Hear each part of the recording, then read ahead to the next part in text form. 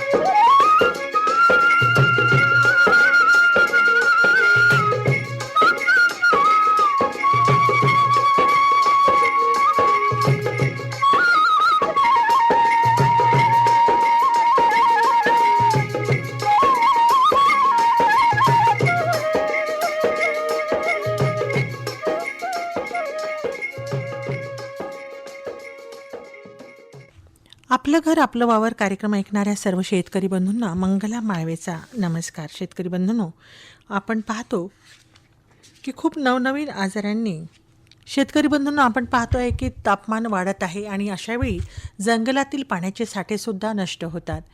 कित्येकदा या प्राण्यांना पाण्यासाठी लोकवस्तीकडे वळावं लागतं. आपण पाहतो पशुपक्षी झाडाखाली पाण्याअभावी मरून पडलेले असतात. हे चित्र फार विदारक असतं. पाण्याची गरज ही सगळ्यांची म्हणजे सगळ्या सजीवांना असते. ती भागवण्यासाठी आपण माणसाने मदतसुद्धा करायला पाहिजे. आपल्या घरातील आपल्या बागेतील झाडांना पक्ष्यांसाठी पाणी ठेवा. सोबतच परसदारामध्ये पाण्याचं भांडं भरून ठेवा. ज्यांना शक्य असेल त्यांनी गुरांसाठी घराबाहेर पाण्यासाठी एखादी टाकी ठेवणंही उपयुक्त ठरेल. मानवता म्हणून वनचरांचा आदर करा, त्यांना जपा, पर्यावरणाचं रक्षण करा. आता ऐकूया HPV लसीकरण मोहीम याविषयी चर्चा. सहभागी झाले आहेत डॉक्टर हर्षलता गायनर, स्त्रीरोग तज्ज्ञ आणि वैद्यकीय अधिकारी, तथा श्रीमती सुचिता ठाकरे, जिल्हा सार्वजनिक आरोग्य परिचारिका, जिल्हा आरोग्य अधिकारी कार्यालय, यवतमाळ. श्रोते हो, नमस्कार. श्रोते हो, अलीकडे आपण पाहतो की अनेक नवनवीन आजार आपल्यासमोर उभे ठाकत आहे आणि काही आजार तर इतके गंभीर आहे की ते महिलांच्या आरोग्याला अतिशय घातक ठरू शकतात. असाच एक आजार म्हणजे गर्भाशयाच्या मुखाचा कर्करोग. या कर्करोगापासून प्रोटेक्शन म्हणजे प्रतिबंध करण्यासाठी HPV लस ही नुकतीच शासनानं लॉन्च केलेली आहे आणि आपण या लसीबाबत जाणून घेणं तितकंच अगत्याचं आहे. आज आपण एका अत्यंत गंभीर आणि ज्यावर वेळीच उपाय करता येणं शक्य आहे अशा विषयावर बोलणार आहे. तो विषय म्हणजे HPV लसीकरण. आणि ज्या महिलांचा मृत्यू गर्भाशयाच्या मुखाचा कर्करोग झाल्यामुळे झालेला असतो त्यांच्या कुटुंबाची वाताहत तर होते, पण समाजामध्ये एक चुकीचा मेसेजसुद्धा जातो. ही HPV प्रतिबंध करणारी लस जी आहे ती वरदान ठरू शकते आणि हे जाणून घेण्यासाठी आज आपल्या स्टुडिओमध्ये उपस्थित आहे प्रसिद्ध आरोग्यतज्ज्ञ डॉक्टर हर्षलता गायनर मॅडम आणि सोबतच आहेत श्रीमती सुचिता प्रवीण ठाकरे, जिल्हा सार्वजनिक आरोग्य परिचारिका, जिल्हा परिषद यवतमाळ, आणि डॉक्टर हर्षलता गायनर मॅडम, स्त्रीरोग आणि प्रसूतीशास्त्र तज्ज्ञ, वैद्यकीय अधिकारी, जिल्हा आरोग्य अधिकारी कार्यालय, यवतमाळ इथे आहेत. तर आज आपण त्यांच्याशी बोलणार आहोत. मॅडम, तुमचं स्वागत आहे आणि ठाकरेताई तुमचं पण स्वागत आहे. धन्यवाद. तर पहिला प्रश्न मॅडम हा आहे की HPV म्हणजे काय आणि त्याचा गर्भाशयाच्या रोगाशी काय संबंध आहे? गर्भाशयाच्या मुखाचा कर्करोग म्हणजे जो आपली गर्भपिशवी असते त्याचा जो खालचा भाग त्याला आपण गर्भाशयाचं मुख म्हणजे सर्व्हिक्स असं म्हणतो. आणि जेव्हा त्याचा कर्करोग होतो तो ॲक्च्युली कर्करोग हा या HPV विषाणूमुळे म्हणजे ह्युमन पॅपिलोमा व्हायरस हा एक विषाणू आहे आणि त्या विषाणूमुळे हा कर्करोग होतो. बरोबर. आणि विषाणूमुळे हा होणारा कर्करोग असल्यामुळे आपण लसीद्वारे त्याचा प्रतिबंध करू शकतो, टाळू शकतो. हो की नाही? कारण हा जो कर्करोग आहे हा जगामध्ये 4थ्या क्रमांकावर आढळून येणारा कर्करोग आहे आणि भारतामध्ये 2ऱ्या क्रमांकावर. ओके. आणि त्याची संख्याही असेल ना जगामध्ये, कोणती किती प्रमाणात आहे? नक्कीच नक्कीच जगामध्ये पण आहे. मी सध्या आपल्या भारताच्या दृष्टीने तुम्हाला एक सांगते की 1,00,000 स्त्रियांमध्ये जर आपण बघितलं हो. तर वर्षाला 11.6 लोकांना हा कर्करोग आढळून येतो 1,00,000 स्त्रियांमध्ये. आणि त्यातल्या 5.1 म्हणजे 50% स्त्रिया या त्या कर्करोगामुळे मृत्युमुखी पडतात. इतकं त्याचं गांभीर्य आहे. बरोबर. आणि जर एक सर्व्हेमध्ये असं आढळून आलंय की 2022 मध्ये 79,103 म्हणजे 79,103 या आजाराच्या निदान झालेले केसेस आढळून आले आहेत. आणि 34,805 स्त्रिया 2022 मध्ये मृत्युमुखी पडलेल्या आहेत. हे असे एका सर्वेक्षणात आढळून आलेला आहे. ओके. आणि भविष्यात हा आकडा वाढणार आहे. विषाणूचं संक्रमण वाढत जाईल. बरोबर. आपलं लाईफस्टाईल चेंज होत चाललेलं आहे, जीवनशैली बदलत चाललेली आहे. त्याच्यामुळे हे संक्रमण वाढत राहिलं तर भविष्यामध्ये हा आकडा आपल्याला अजून वाढलेला दिसेल. आपल्या ज्या आजच्या मुली आहे यांचं भविष्य आपल्याला जर सुरक्षित करायचं आहे तर ही लस नक्कीच प्रभावी ठरेल. आणि त्याच्यावर ही लस उपलब्ध झालेली आहे. बरं. HPV म्हणजे ह्युमन पॅपिलोमा व्हायरस, हे काय नेमकं? ह्युमन पॅपिलोमा व्हायरस हा एक विषाणू आहे आणि त्या विषाणूचं नाव आहे ते. बरं. आणि तो विषाणू संसर्गजन्य आजारांमध्ये मोडतो. बरं. जसं लैंगिक संबंध, त्याद्वारे जर एक जोडीदार जर त्या संक्रमित असेल, वाहक असेल त्या विषाणूमुळे, तर तो आपल्या जोडीदाराला तो इन्फेक्ट करेल. म्हणजे आपण असं म्हणू शकतो त्या विषाणूचा प्रसाद देईल. आणि तो विषाणू जर समोरच्या जोडीदारामध्ये त्याची प्रतिकारशक्ती कमी असेल तर त्याचं गंभीर स्वरूप धारण करेल. अगदी है ना. काही रुग्णांची किंवा स्त्री पुरुषांची जर प्रतिकारशक्ती व्यवस्थित असेल, म्हणजे स्ट्रॉंग असेल, तर तो विषाणू गंभीर स्वरूप धारण करत नाही. बरोबर. पण याचं मूल्यमापन आज आपण कसं करणार? अगदी ना. म्हणजे रिस्क फॅक्टर मध्ये तर आहेच ऑलरेडी सगळे, असं म्हणायला हरकत नाही का? ठाकरे ताई, तुम्ही सुद्धा या लेवलवर काम करता, ग्राउंड लेवलवर. मला असं म्हणावं लागेल की या लसीकरणाची जी आता मोहीम राबवण्यात येत आहे, मग हा आजार इतका गंभीर आहे असं मॅडमनी सांगितलं, तर मग HPV लस यावर कशी काय मात करते? खूप चांगला प्रश्न विचारलात मॅडम. ही लस शरीरात गेल्यावर या विषाणूविरुद्ध लढण्यासाठी रोग प्रतिकारशक्ती म्हणजेच अँटीबॉडीज तयार करते. बरोबर. जर आपण योग्य वयात ही लस घेतली, म्हणजेच वयोगट 14 वर्ष असणाऱ्या मुली, तर भविष्यात गर्भाशयाच्या मुखाच्या कर्करोग होण्याचा धोका 90 ते 95% पर्यंत कमी होतो. अच्छा. म्हणजेच ही लस कर्करोगापासून मुलींचा आणि महिलांचा बचाव करणारं एक भक्कम सुरक्षा कवच आहे. बरोबर. गायनर मॅडम, ही लस मुलींना देण्यात येते. हो. वयोगट सांगितलाय ठाकरे ताईंनी. हो. पालकांनी कोणत्या वयाला प्राधान्य दिलं पाहिजे? आता कसं आहे की मुली तर स्वतःहून जाणार नाही, अप्रोच होणार नाही. अगदी बरोबर. पालकांना त्यांना लावावं लागेल. कोणत्या वयाला न्यायला पाहिजे त्यांना? ऍक्च्युली जसं ठाकरेताईंनी सांगितलं की ही प्रतिकारशक्ती वाढवणारी आहे. आणि सर्वेक्षणामध्ये असं सांगितलंय की कमीत कमी 9 ते 14 वर्ष वयोगटामध्ये ही लस तुम्ही द्यायला पाहिजे. बरोबर. आणि आतापर्यंत ही लस फक्त खाजगी रुग्णालयांमध्ये उपलब्ध होती. खाजगी रुग्णालयांमध्ये आतापर्यंत 40 लाख मुलींना हे डोसेस देण्यात आले आहेत भारतामध्ये. बरं. मुलींनी ते डोसेस घेतलेले आहेत. आणि आता याचं गांभीर्य लक्षात घेता सरकारने, आपल्या शासनाने ही लस मोफत उपलब्ध करून दिली आहे मुलींसाठी. अच्छा. आणि कसं आहे की आपल्याला एकावेळी सगळ्या मुलींना जेव्हा आपण लस देतो त्याच्यासाठी आपण आता हा 14 वर्ष वयोगट ठरवलाय. तो याच्यासाठी ठरवला आहे की हा विषाणू लैंगिक संबंधाद्वारे पसरतो. मग एक्सपोजर होण्याच्या आधी, त्या विषाणूला संपर्कात येण्याच्या आधी जर ती लस मुलीला मिळाली, तिच्या शरीरात ऑलरेडी त्या अँटीबॉडीज तयार झाल्या, जसं ठाकरेताईंनी सांगितलं, त्या अँटीबॉडीज सुरक्षा रक्षकाचं काम करतं आपल्या शरीरामध्ये. बरोबर आहे ना. म्हणजे जर परत तुम्हाला तो विषाणूचं संक्रमण झालं तर त्या अँटीबॉडीज त्याचा ऑलरेडी प्रतिकार करेल आणि त्याला वाढू नाही देणार शरीरात त्या विषाणूला.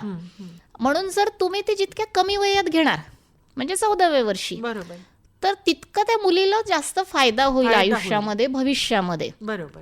तिचे ते प्रतिकारशक्ती वाढलेली राहिली की ऑब्व्हियसली पुढे चालून तिला परत जर संक्रमण झालं तर त्या अँटीबॉडीज प्रतिकार करेल, फाईट करेल, म्हणजे तो विषाणू जास्त शरीरात मल्टिप्लाय होणार नाही आणि आजाराचं रूपात तयार होणार नाही आणि त्या विक्टीम होणार नाही, असं विक्टीम होणार नाही. बरोबर आहे. ठाकरे ताई, या लसीचे किती डोस घ्यावे लागतात आणि त्यात किती अंतर असावं लागतं? मॅडम, या प्रश्नाचं उत्तर आहे एकच लस म्हणजे एकच डोस द्यावा लागेल आणि तोच परिपूर्ण आहे. पूर्ण आयुष्यात त्याची प्रतिकारशक्ती येईल इतकं ते प्रभावी आहे. बरोबर. हां, म्हणजे एकच डोस घ्यावा लागेल. अच्छा, म्हणजे आयुष्यभर त्याप्रमाणे ती प्रोटेक्ट करेल. बरोबर. हां. गायनर मॅडम, कोणताही आजार आला किंवा कोणत्या प्रकारचे इन्फेक्शन्स आले की त्याविषयी फार चर्चा समाजात होते आणि अनेकदा गैरसमज सुद्धा पसरतात. आता HPV व्हायरस हा महिलांसाठी घातक आहे. नक्कीच. पुरुषांना सुद्धा याचा काही धोका असतो का, हाही एक प्रश्न उद्भवतो आणि त्यांनी सुद्धा लस घ्यावी का? हो, ॲक्च्युली पुरुषांना आणि स्त्रियांना सारखाच धोका आहे, कारण तो विषाणू आहे.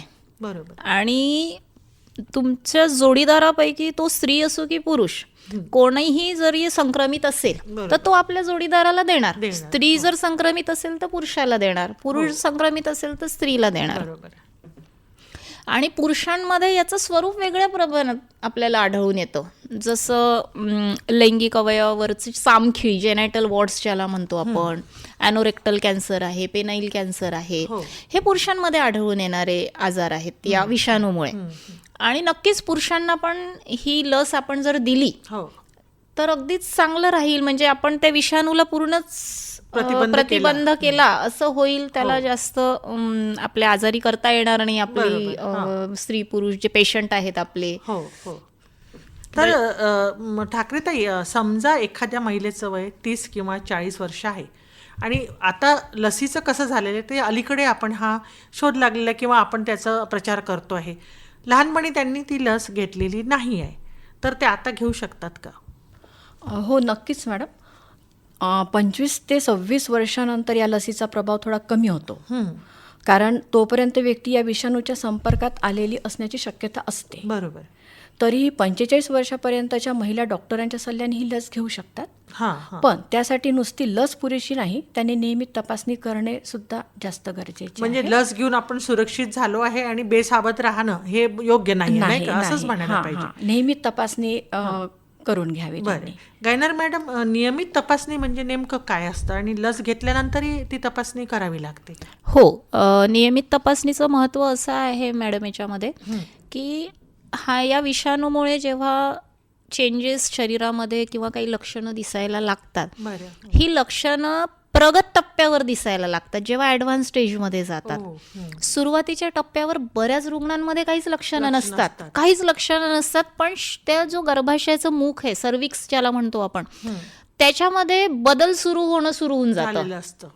म्हणजे तिथल्या पेशींचा रंग बदलेल, तिथल्या पेशींचा आकार बदलेल, तिथे म्हणजे आपण म्हणतो ना फोड आला त्याच्या टाईपची जखम तयार होईल, म्हणजे सर्वायकल इरोजन ज्याला म्हणतो आपण, किंवा एक तिथल्या पेशी बदलतील. तर हे बदल जे आहे, जोपर्यंत आपण तपासणी करत नाही, म्हणजे स्त्रीरोग तज्ज्ञ कसं चिमटा टाकून, आम्ही त्याला एक आमच्या इन्स्ट्रुमेंट असतं स्पेक्युलम म्हणून, तो चिमटा टाकून उघड्या डोळ्यांनी ते गर्भाशयाचं मूग बघतो, तर त्याच्यामध्ये ते दिसून येतात बदल.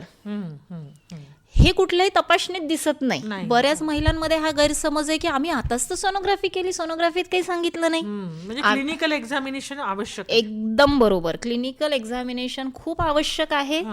आणि त्याच्यासाठी जर 30 वर्षाच्या वयानंतर प्रत्येक स्त्रीनी आपली वर्षातनं कमीत कमी एकदा जर तपासणी करून घेतली, बरोबर, तर असे होणारे बदल कमी स्टेजवर लक्षात येऊन आपण त्याला लगेच उपचार करून त्याचं जर कॅन्सरमध्ये होणारं रूपांतर आहे, कॅन्सरही काही पहिल्या दिवशी होत नाही, कॅन्सरच्या आधीच्या पण काही स्टेजेस असतात ज्याला आपण प्री कॅन्सरस लिजन्स म्हणतो.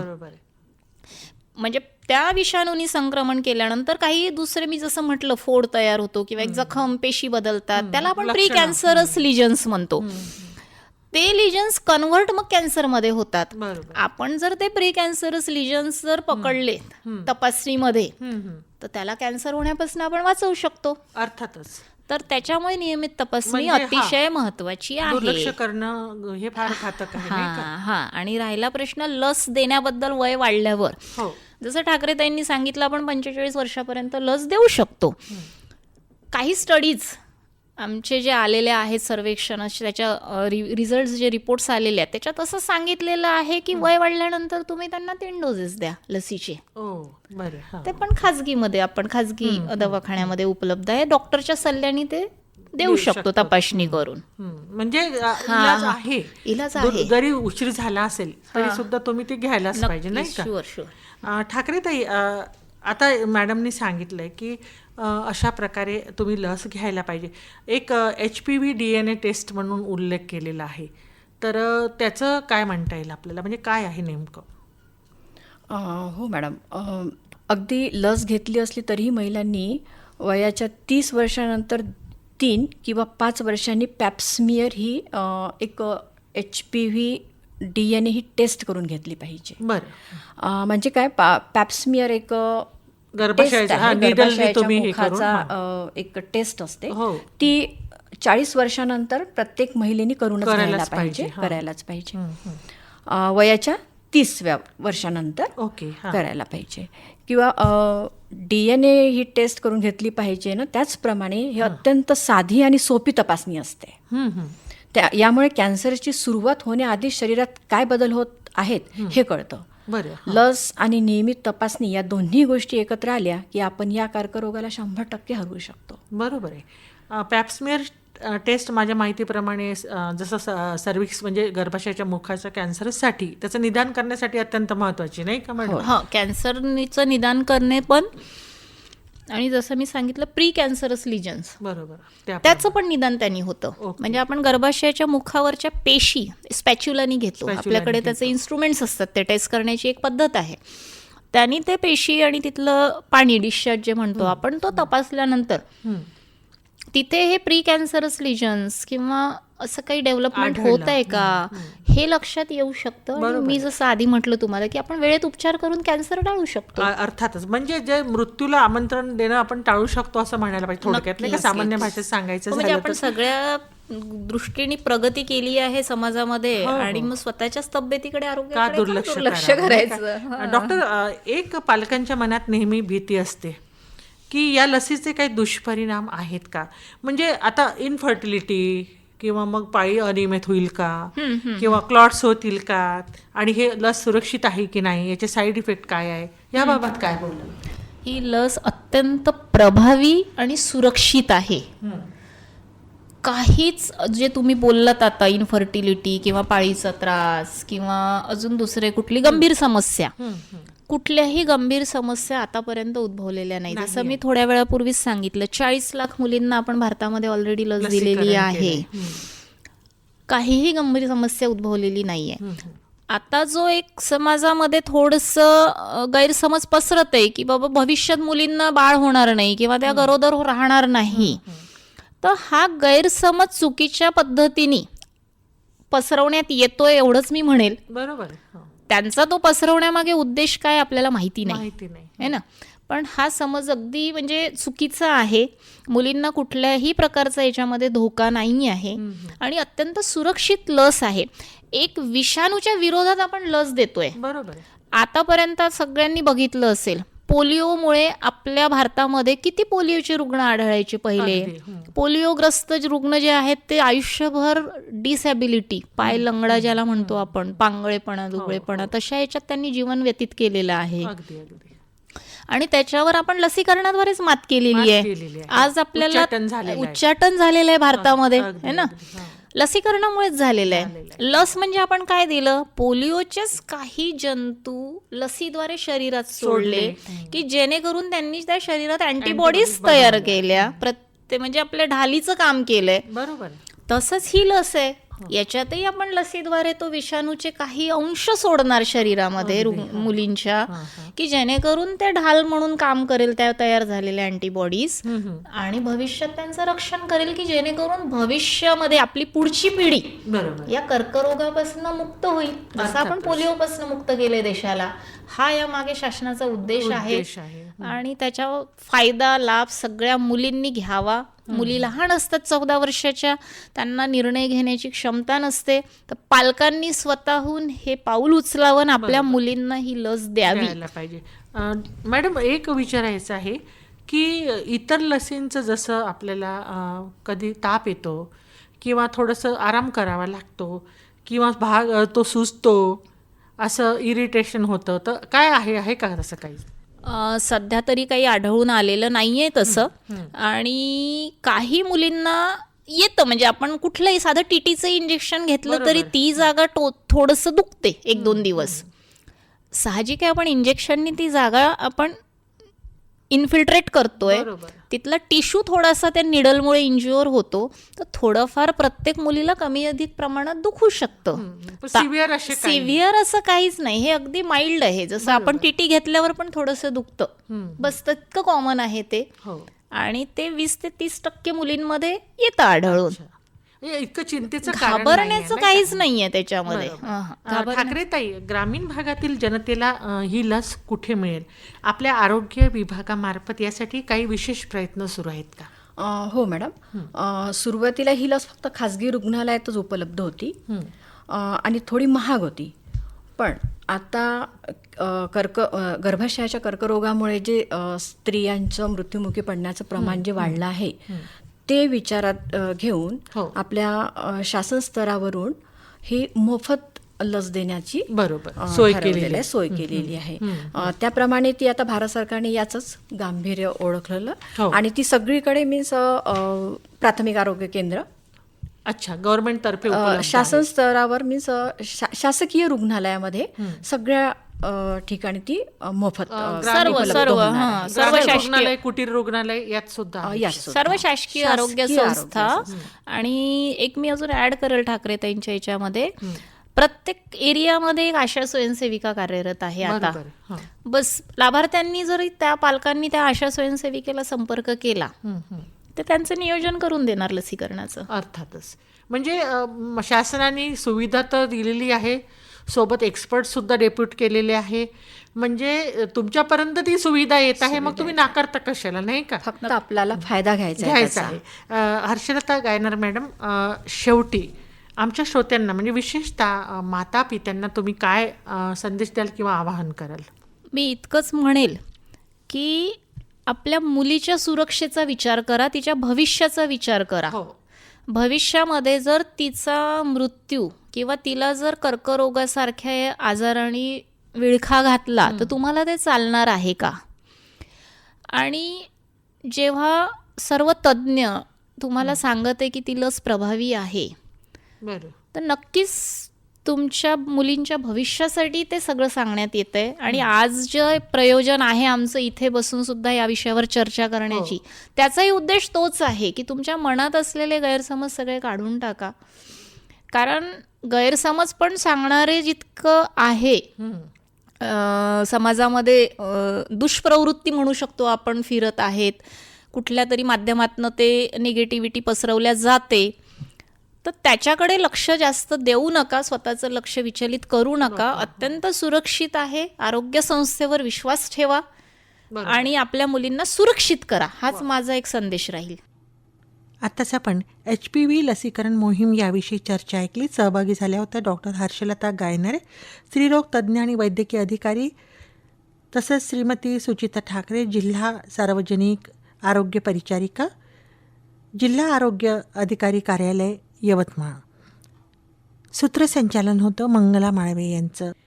या शेतकरी बंधूंनो, एका महत्त्वाची बाब, रायसेन किसान मेळाव्याने वाढेल तुमचा रुबाब. उन्नत कृषी महोत्सव घेऊन आलाय हर्षाची लहर.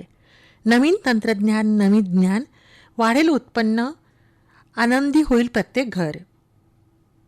11 एप्रिल ते 13 एप्रिल दशहरा मैदान. 3 दिवस शिका शेती, बना समजदार, ठेवा भान.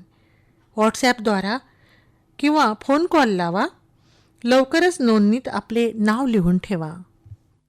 आणि याबरोबरच आजचा आपलं घर आपलं वावर कार्यक्रम आता समाप्त होत आहे.